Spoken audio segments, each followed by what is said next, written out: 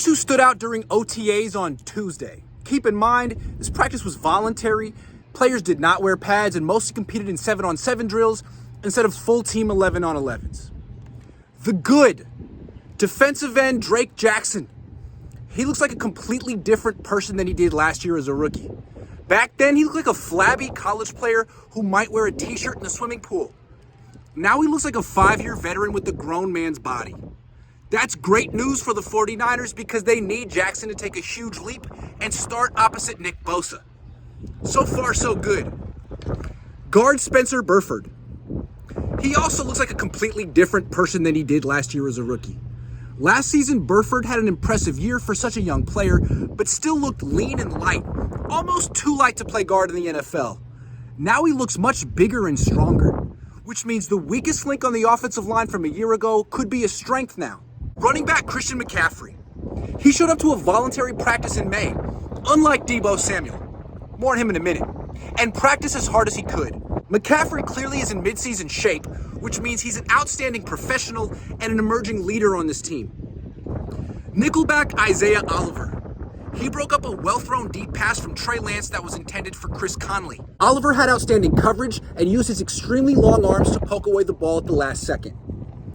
Cornerback Darrell Luter Jr. He broke up an underthrown deep pass from Sam Darnold that was intended for Danny Gray.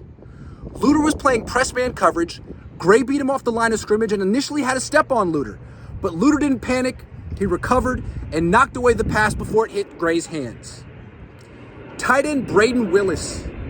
He made the catch of the day, a sprawling left-handed catch on a pass over the middle from Darnold. If Willis hadn't made this catch, the pass might have gotten intercepted. Wide receiver Ronnie Bell. He instantly became everyone's favorite target. He caught a team-high 6 catches, and a few of them were heavily contested. Bell has zero fear and is extremely quick and tough. Wide receiver Chris Conley.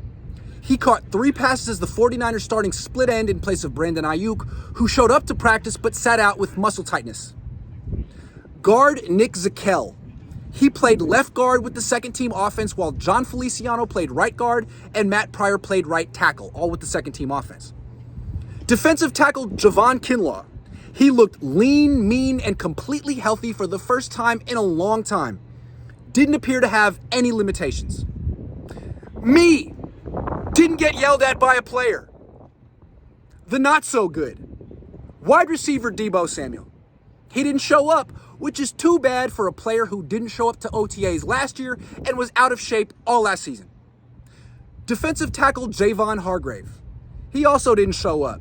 You'd think the newest member of the 49ers would want to make a good first impression. Tight end George Kittle. He caught 1 pass, took 2 steps, fumbled, and the defense recovered.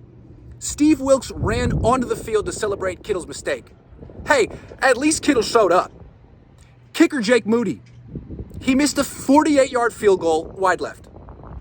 Kicker Zane Gonzalez also missed a 48-yard field goal wide left.